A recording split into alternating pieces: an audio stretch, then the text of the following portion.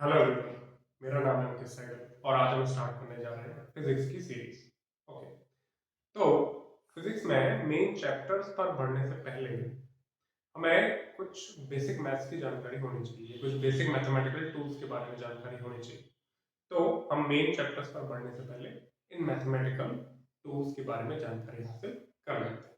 ठीक है, आप सब लोग अपने तरीके से बेसिक मैथ्स को बताते हैं। मैं यहाँ पर मैथमेटिकल टूल्स में बेसिक मैथ्स में क्या बता रहा हूँ उनको मैं यहाँ पर एक एक करके लिख देता हूँ, तो उसके हिसाब से हम इसको स्टडी करेंगे। ठीक है, ओके, चलिए स्टार्ट। तो आज जो हम पढ़ने जा रहे हैं वो है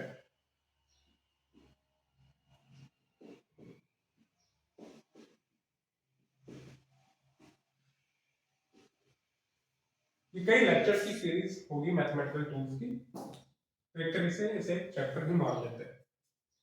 तो इसमें हम सबसे पहले पढ़ेंगे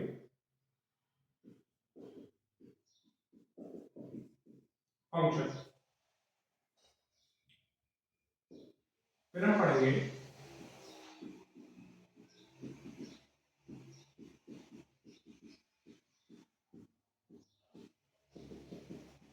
straight line equation, third trigonometry, fourth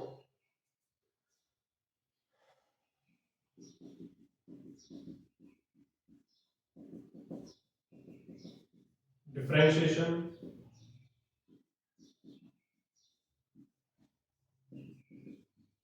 integration,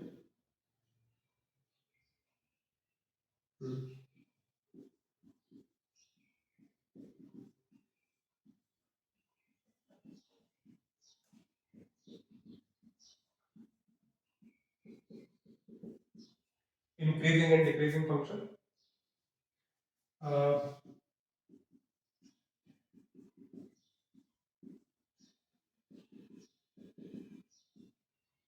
maxima, minima and vectors. ठीक है, इन टॉपिक्स को हम मैथमेटिकल टूल्स में कवर करेंगे। सीक्वेंस बदल सकता है, वो मैं देखूंगा लेते वक्त लेक्चर्स। चलिए स्टार्ट करते हैं। सबसे पहले हम स्टार्ट करते हैं फंक्शन। अच्छा, ये सब आप मैथमेटिक्स में पढ़ते हो, बट हम यहाँ पर डिटेल में नहीं पढ़ेंगे। हम सिर्फ उतना ही पढ़ेंगे जितनी रिक्वायरमेंट हमें हमारी फिजिक्स में है। ठीक है, बहुत ब्रीफ में पढ़ेंगे। डिटेल में मैथ्स के स्टूडेंट हैं तो वो मैथ्स में पढ़ेंगे डिटेल में, बाकी ठीक है, हम हमें जो पढ़ना है हम यहाँ पर स्टार्ट करते हैं। तो स्टार्ट करते हैं फंक्शन से। सबसे पहला टॉपिक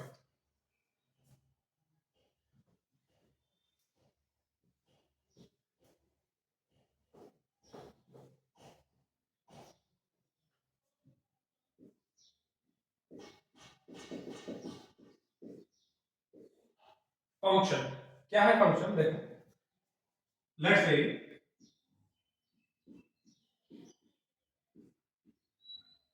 ये इस तरीके से इसको रिप्रेजेंट करते हैं। ये क्या है, y is a function of x। ये क्या लिखा हुआ है, अगर इसको नोटेशन में बात करूं तो लिखा हुआ है y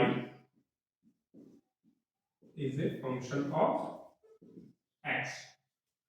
फॉर एग्जांपल, लेट्स से मैंने आपको लिख दिया यहाँ पर y equal to X square. लेट्स से मैंने यहाँ पर लिख दिया y equal to X plus two. For example मैंने आपको यहाँ पर लिख दिया y equal to X square plus three X plus five. Let's से मैंने आपको यहाँ पर लिख दिया y equal to X cube plus x. तो ये क्या लिखा हुआ है, यहाँ पर ये लिखा हुआ है कि हम जब x की वैल्यू को चेंज करेंगे तो उसके अकॉर्डिंग y की वैल्यू चेंज होगी। x की वैल्यू डालेंगे तो y की वैल्यू मिलेगी, x की वैल्यू डालेंगे तो y की वैल्यू मिलेगी, x की वैल्यू डालेंगे तो y की वैल्यू मिलेगी, x की वैल्यू डालेंगे तो y की वैल्यू मिलेगी। यानी x जैसे जैसे चेंज होता है वैसे वैसे y भी उसके अकॉर्डिंग चेंज होता है। तो ये क्या है, ये क्या कहलाएगा कि y is a function of x। Clear, ठीक है। अब ये जो रिलेशन है, ये जो रिलेशन आ रहा है, x की वैल्यू डालोगे y मिलेगा, x की वैल्यू डालोगे y मिलेगा, यही रिलेशन, यही रूल ऑफ रिलेशन क्या कहलाता है? हमारा फंक्शन कहलाता है। ठीक है, तो ये फंक्शन की डेफिनेशन आती है कि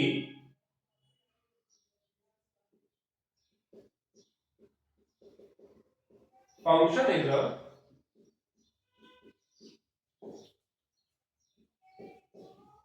rule of relationship between two variables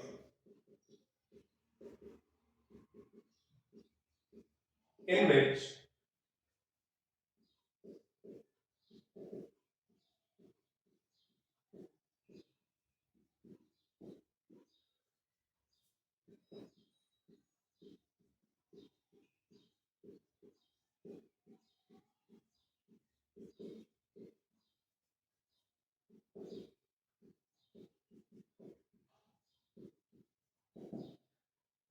function एक रूल ऑफ रिलेशनशिप है जिसमें दो वेरिएबल्स के बीच में, जिसमें एक को हम क्या मानते हैं? इंडिपेंडेंट मानते हैं, और दूसरे को क्या मानते हैं? डिपेंडेंट। जैसे इंडिपेंडेंट डिपेंडेंट क्या है?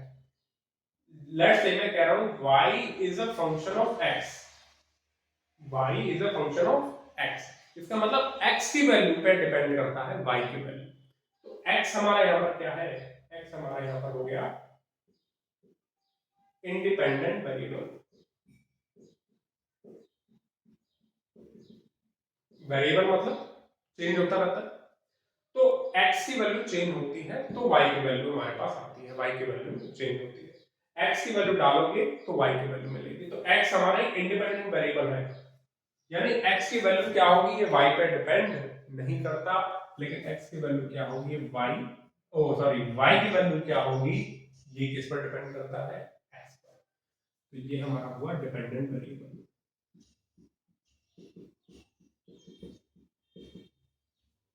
x की वैल्यू क्या होगी? y डिसाइड नहीं करता, y की वैल्यू क्या होगी? x डिसाइड करता है। तो x हमारा इंडिपेंडेंट वेरिएबल हुआ और y हमारा डिपेंडेंट वेरिएबल हुआ। ठीक है, तो यस, लेट्स से इसको हम इनपुट भी कह सकते हैं कि हम इसकी कुछ वैल्यू डालेंगे और हमको इसका आउटपुट मिलेगा। ये हो गया हमारा इनपुट और ये हो गया हमारा आउटपुट।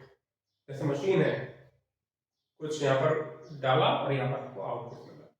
ओके, कंप्यूटर में हमने कुछ की एंटर की और हमको वहां पर आउटपुट मिला। कुछ ऐसा ही है ये फंक्शन। ठीक है, तो ये है इसकी डेफिनेशन जो हमें रटने की कोई जरूरत नहीं। आगे बढ़ते हैं, एग्जाम्पल के तौर पर देखते हैं। Let's say let a function y equal to x plus 2, जिसमें x हमारा इंडिपेंडेंट वेरिएबल है और y हमारा डिपेंडेंट वेरिएबल। तो हम इसे लिख सकते हैं, ये जो रूल ऑफ रिलेशनशिप है इसे हम कैसे रिप्रेजेंट कर सकते हैं कि भैया y इक्वल टू fx। दोनों वेरिएबल है, इनमें से किसी एक को क्या माना? किसी एक को इंडिपेंडेंट माना और किसी दूसरे को डिपेंडेंट माना। तो हम इसको ऐसे भी तो लिख सकते हैं कि x equal to y minus 2। तो अब यहां पर आप किसको एज्यूम कर रहे हो? इंडिपेंडेंट वेरिएबल y को। तो डिपेंडेंट वेरिएबल कौन होगी? x। तो ऐसे केस में आप लिखोगे x is a function of y, यानी y की वैल्यू क्या होगी? ये इंडिपेंडेंट है, y की वैल्यू रखोगे तो x की वैल्यू आएगी, यानी x की वैल्यू y की वैल्यू पर डिपेंडेंट है। तो आपको किसी एक को क्या अज्यूम करना पड़ता है? इंडिपेंडेंट, और दूसरा ऑटोमेटिकली उस पर हो जाता है डिपेंडेंट। यही रिलेशनशिप क्या कहलाता है? हमारा फंक्शन कहलाता है। ठीक है, तो हम फिलहाल y इक्वल टू fx को ही बार बार लेकर के चलेंगे। ठीक है, x इक्वल टू fy भी हो सकता है, लेकिन हम यहाँ पर मेनली इसे ही लेकर के चलने वाले हैं। आई होप आप लोगों को ये चीज क्लियर हुई, ये रिलेशनशिप। ठीक है, ठीक है। अब जैसे आपको एक फंक्शन दे दिया गया बेटा, बच्चों, कि आपको एक फंक्शन दिया y equal to x plus 2। अब यहाँ पर x आपका क्या है? हमने ये माना x आपका इंडिपेंडेंट वेरिएबल है, यानी इनपुट। और आपको क्या मिलेगा, आउटपुट। एक्स की वैल्यू आपने रेट से रखी 0, एक्स की वैल्यू आपने रखी 1, एक्स की वैल्यू रखो 2, एक्स की वैल्यू रखी -1, एक्स की वैल्यू रखी -2। तो आपको आउटपुट क्या मिलेगा, आउटपुट ये मिलेगा कि y की वैल्यू क्या होगी, जब x की वैल्यू 0 रखोगे तो y की वैल्यू क्या होगी 2, जब x की वैल्यू 1 रखी तो y की वैल्यू क्या हुई 3, 1 + 2 3, जब x की वैल्यू आपने 2 रखी तो y की वैल्यू क्या आ गई 4, और जब आपने x की वैल्यू क्या रखी -1 रखी, यहाँ पर -1 अगर आप पुट करोगे तो y की वैल्यू क्या आ जाएगी 1, और जब यहाँ पर आप x की वैल्यू -2 पुट करोगे तो y की वैल्यू क्या आ जाएगी 0 आ जाएगी। तो इनपुट डाला आउटपुट मिला, यानी y की वैल्यू क्या होगी ये कौन डिसाइड कर रहा है, x। तो x हमारा है डिपेंडेंट इंडिपेंडेंट वेरिएबल और y हमारा है इंडिपेंडेंट वेरिएबल, और ये जो रिलेशनशिप है यही क्या है हमारा फंक्शन। ठीक है, ठीक है, चलो आई होप आप लोगों ने लिख, मैं देख लूं ये कट तो नहीं रहा।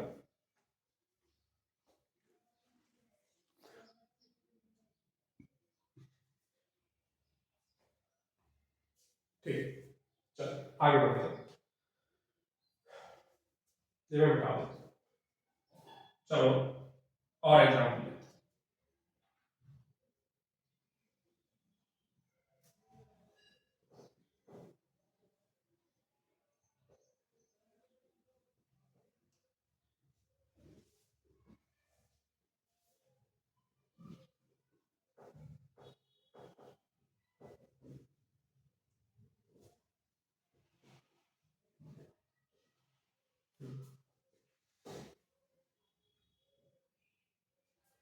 ठीक, लेट्स से आपको एक एग्जांपल दिया मैंने, y = x³ और आपसे पूछा है फाइंड,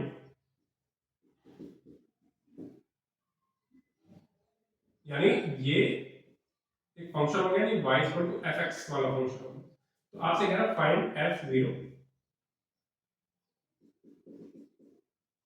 f1, f-1, f3, आपसे ये फाइंड करना है। इसका मतलब क्या कह रहा है कि f के अंदर ये जो वैल्यू रखी हुई है ये किसकी वैल्यू है, x की, और इनमें जो रिलेशनशिप है x और y में वो कैसे आपको रिप्रेजेंट किया गया है, y = x³ से। ये जो फंक्शन है जिसमें x की वैल्यू आपने क्या रखने वाले हो 0, ठीक है, अच्छा, और x और y आपस में कैसे रिलेटेड है, कैसे फंक्शन है ये आपस में, उस फंक्शन को, उस रिलेशनशिप को हमने इस तरीके से दिया है। लेट्स से ये एक फंक्शन है, ये एक रिलेशनशिप है y और x में, कि x की वैल्यू जो डालते हो उसका क्यूबिक होकर के y की वैल्यू आपको मिल जाती है। ठीक है, ये फंक्शन आपको दिए जाते हैं, ठीक, ये आप नहीं बना सकते, ये दिए जाते हैं आपको, बट रिलेशनशिप तो है ना, x की वैल्यू डालोगे तो y की वैल्यू निकलेगी। तो चलिए y = f0 fx, तो 0 का मतलब क्या है, यहाँ पर x की वैल्यू क्या रखी आपने 0 का क्यूब यानी 0, तो y की वैल्यू क्या आ गई 0। ये क्या है आपका इनपुट ही तो है, ये सब आपके क्या है इनपुट ही तो है, और ये आपको क्या दे रहा है आउटपुट, ये आपको क्या मिल रहा है आउटपुट, f0 की वैल्यू, y की वैल्यू, ये सब क्या है आपका आउटपुट। सेकंड, y की वैल्यू निकालनी है जब f के अंदर x की वैल्यू आपने क्या रखी है 1 रखी है, तो आपके पास 1 का क्यूब आ गया, यानी 1 आ गया, क्योंकि यहाँ y और x में रिलेशनशिप क्या है ये वाला, ठीक है, -1 रखा यानी -1 का क्यूब -1, ऐसे आसान है, अब तो 3 रखोगे 27 आ जाएगा। ठीक है, तो ये आपके क्या आ गए सारे आउटपुट आ गए। ये सारे क्या है, आउटपुट आ गए। ठीक है, ठीक, चलो आगे बढ़ते हैं, एक और एग्जांपल करते हैं।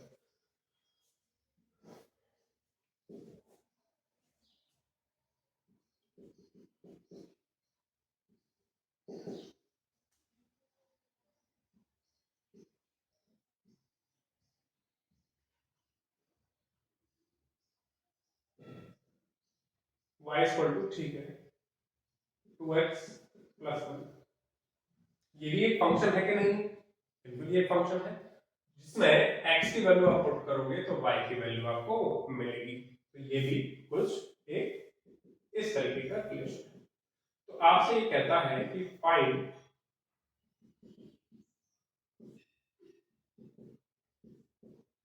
f0, f1, f let's say -2, f let's say 5, और आपसे कह देता है f of 1 composite function.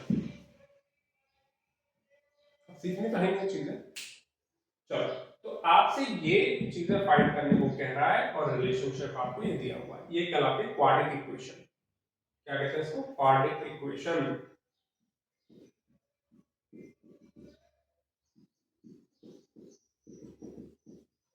X square, ये क्यूबिक क्वाड्रेटिक फंक्शन कह दो आप इसको, ये क्यूबिक फंक्शन कहलाता है।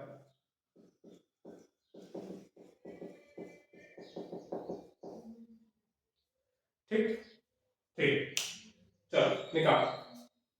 अब आपको ये f0 निकालना है, इसका मतलब क्या है, आपने यहां पर y इक्वल टू f0,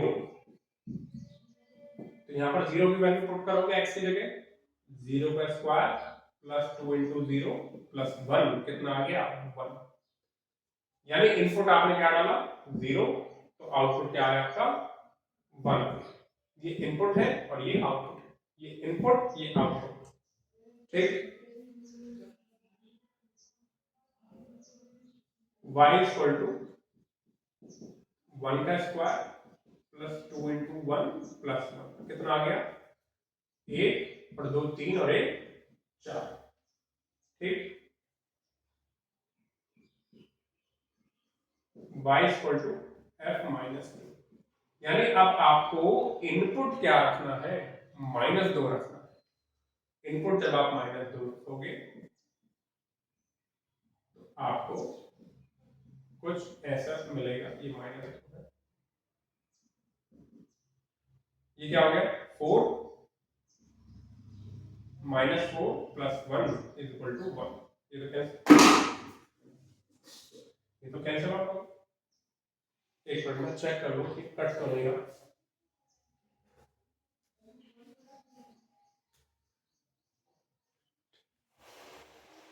ठीक है, ठीक है,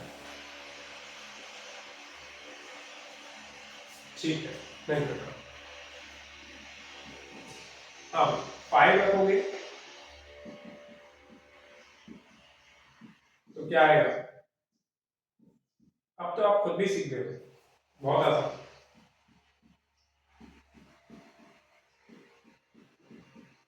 तो 25 और 10 36 हो गया। हाँ, ये क्या है f ऑफ f1, इसे वैसे हम कॉम्पोजिट फंक्शन कहते हैं।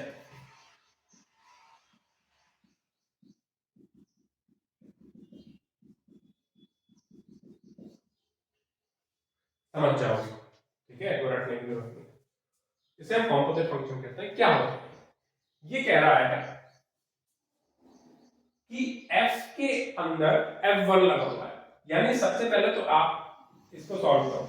आपसे ये कह रहा है कि y इक्वल टू y का फंक्शन ऑफ, अब इसके अंदर जो इनपुट दे रहा है वो क्या दे रहा है f1।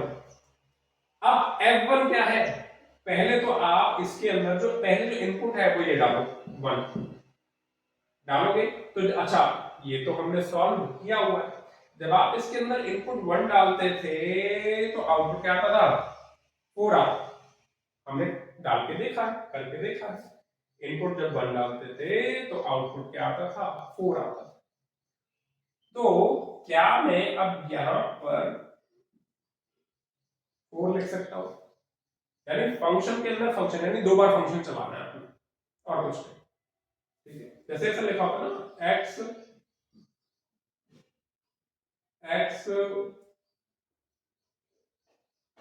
प्लस 2, और ठीक है, मतलब एक से ज्यादा ऑपरेटर हो जाते हैं, जैसे यहाँ पर प्लस भी करना है, यहाँ पर मल्टीप्लाई भी करना है, तो यहाँ पर 2 बार फंक्शन आपने इसको किया हुआ है। ठीक है, नहीं तो अच्छा एग्जांपल नहीं समझाने के लिए, इसे आप छोड़ो।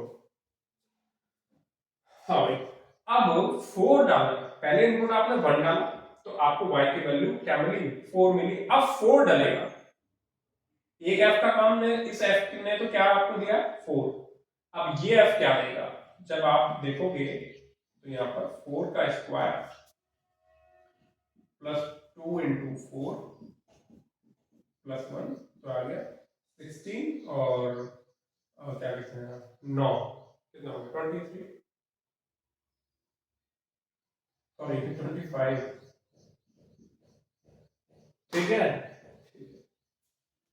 इस तरीके से आपका एक फंक्शन बना, हमने इनपुट डाला, हम आपको आउटपुट मिला, इनपुट आउटपुट। ठीक है, अब जानते हो ये जो एक वर्ड और आता है, डोमेन एंड रेंज, बता देता हूँ, थोड़ा साइड कर देता हूँ, डोमेन एंड रेंज। ठीक है, आप लोग इसको यहां तक लिख लीजिए, आई होप लिख लिया होगा, आई होप स्क्रीनशॉट लिया होगा। ठीक,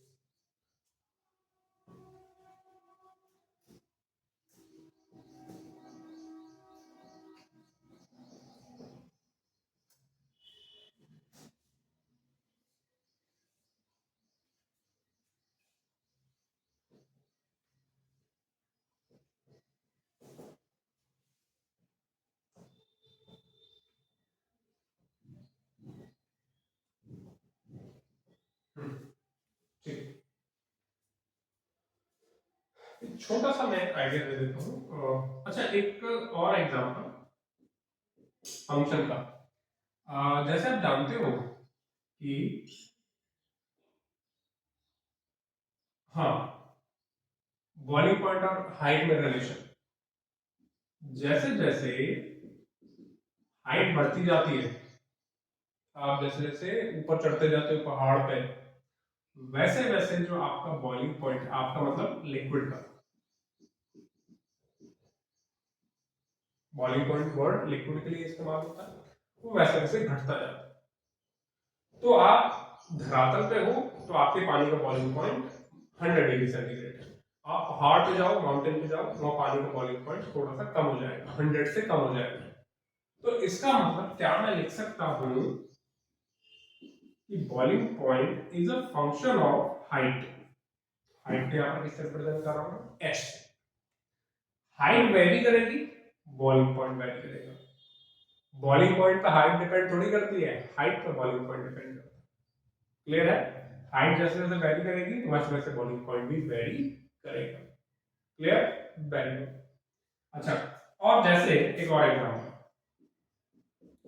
जैसे आप मोबाइल का रिचार्ज कराते हो, तो जैसे जैसे आप अमाउंट बदलते हो वैसे वैसे आपका जो प्लान है वो बदलता जाता है कि नहीं बदलता जाता। फॉर एग्जांपल, आपने 99 का रिचार्ज कराया तो आपको उसमें मिला 1 GB per day for 28 days,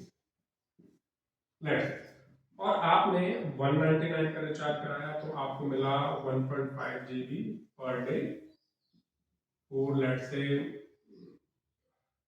54 days, let's. तो इसका मतलब ये है कि जैसे जैसे आप अमाउंट बदलते हो, पैसा बदलते हो, वैसे वैसे आपका जो प्लान है, आपका जो रिचार्ज है, आपका जो डेटा है आपको मिलने वाला वो बदलता है। तो क्या मैं लिख सकता हूं कि जो रिचार्ज है, रिचार्ज नाम दे दो, is a function of money या डेटा, चार्ज बोल दो या डेटा, कुछ भी आप बोल दो, is a function of money. Money बदलेगा वैसे वैसे आपका प्लान या डेटा भी बदलेगा, ठीक है। इस तरीके से हम इसको बोल सकते हैं। चलो हाँ, एक छोटी सी बात और, डोमेन एंड रेंज की मैं बात कर लूँ।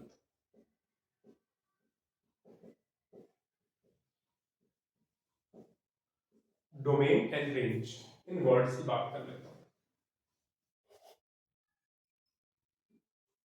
ये आपका फंक्शन हो, चलो so let's say y is equal to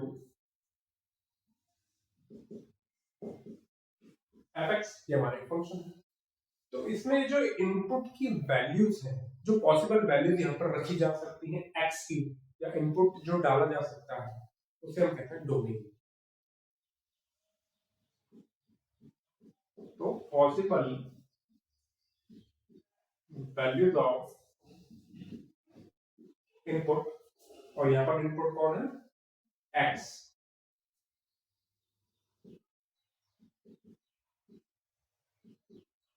is called domain, ठीक है। अच्छा, x की वैल्यू यानी इंडिपेंडेंट वेरिएबल की वैल्यू, पॉसिबल वैल्यूज क्या कहलाती है, डोमेन। और x की वैल्यू यहाँ पर रखने पर जो y की पॉसिबल वैल्यूज मिलती हैं, जो पॉसिबल आउटपुट्स मिलते हैं, उन्हें हम रेंज कहते हैं। क्या कहते हैं, रेंज।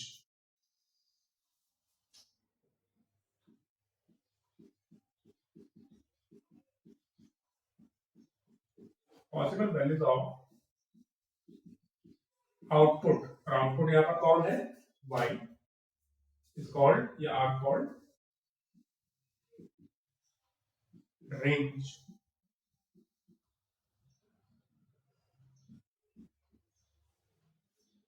ठीक है। फॉर एग्जाम्पल लेट्स से एक फंक्शन है आपका, यानी रिलेशनशिप है आपका y equal to X square, ठीक है। तो ये एक फंक्शन है, इसमें x की वैल्यू आप क्या रख सकते हो, तो यहां पर जो आपका डोमेन है वो क्या होगा, एनी रियल नंबर, कोई भी रियल नंबर यहां पर आप ले सकते हैं। रियल नंबर मतलब सारे तरह के number, zero, integer, fractional, non fractional, हर तरह का आप यहाँ पर नंबर इस्तेमाल कर सकते हो, ठीक है। तो जब आप यहाँ पर x की वैल्यू कोई भी रियल नंबर रखोगे, तो y की वैल्यू क्या आएगी, y की वैल्यू सब कुछ आएगी सिवाय नेगेटिव की। नेगेटिव नहीं आ सकती y की वैल्यू, क्यों, क्योंकि x की वैल्यू आप कुछ भी रखोगे, इसके ऊपर क्या लगा होगा, स्क्वायर, y की वैल्यू क्या आएगी, नॉन नेगेटिव। तो हम कह सकते हैं कि जो आउटपुट है या कहें कि जो रेंज है वो क्या है, non negative real number, okay. आप फॉर एग्जांपल अगर आप यहाँ पर f की वैल्यू, इनपुट की वैल्यू ऑफ 1 रखो या -1, y की वैल्यू क्या आने वाली है, y की वैल्यू 1 ही आएगी। 1 का स्क्वायर 1 और -1 का स्क्वायर 1, ठीक है। इस तरीके से इसे कहते हैं डोमेन। जो x की वैल्यू आप डाल सकते हो, इनपुट की जो पॉसिबल वैल्यूज है वो क्या कहलाती है, डोमेन, और आउटपुट की जो पॉसिबल वैल्यूज है वो क्या कहलाती है, रेंज कहलाती है, ठीक है। एक और एग्जांपल यहां पर लेते हैं।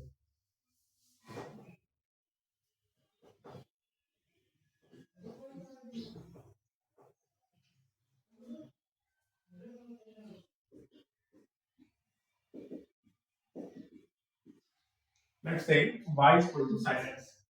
अब यहाँ x की पॉसिबल वैल्यूज क्या हो सकती है, यानी डोमेन आप यहाँ पर क्या लिख सकते हो, कोई भी रियल नंबर, पॉजिटिव नेगेटिव या कुछ भी ले सकते हो, लेकिन जो आपको यहाँ पर आउटपुट मिलता है वो यहाँ पर क्या मिलता है, रेंज।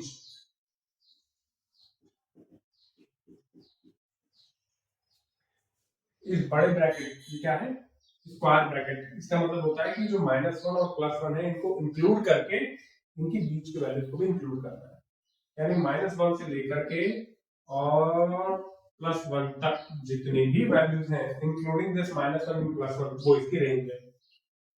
ये फैक्ट है, ये sin x की वैल्यूज आती है इस तरीके से। sin के अंदर कोई भी वैल्यू डालोगे वो या तो -1 या +1 या उसके बीच की कोई वैल्यू आएगी। ठीक है, ये इसकी रेंज है। चलो ठीक है, I hope domain range clear. जैसे चलो एग्जांपल यही ले लेते हैं। एक फंक्शन है, ट्रिग्नोमेट्रिक फंक्शन है y = sin x, और आपसे कह रहा है फाइंड, आपसे कह रहा है फाइंड x की वैल्यू आपको दे रहा है वो, यानी input 0 degree, 30 degree, 45 degree, 60 degree and 90 degree. ठीक है, ये आपको x की वैल्यू दे रहा है, तो आपसे वो y की वैल्यू पूछ रहा है। तो ये क्या है आपका सारा का सारा इनपुट, कि जब आप x की वैल्यू यहां पर रखोगे इसमें तो y की वैल्यू क्या आएगी। तो आप बड़े आराम से इसको सॉल्व कर सकते हो। y = sin 0, और सब जानते हैं sin 0 डिग्री क्या होता है, 0। नहीं जानते, जानते, ये तो ट्रिग्नोमेट्री में हम इसको पढ़ने वाले। sin 30 डिग्री क्या होता है, 1/2। y = sin 45 डिग्री की वैल्यू आती है 1/√2, और sin 60 डिग्री की वैल्यू √3/2, और sin 90 की वैल्यू 1। ठीक है, 1।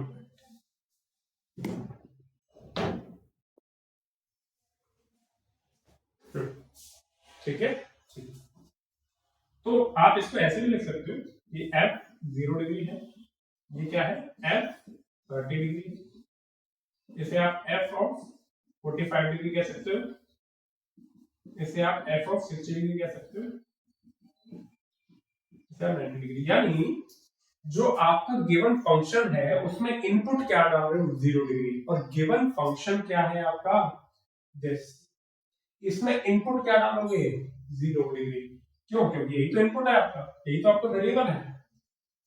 फंक्शन, गिवन फंक्शन में इनपुट क्या डालोगे, 30 डिग्री। गिवन फंक्शन में इनपुट क्या डालोगे, इनपुट ये रहा 30 डिग्री।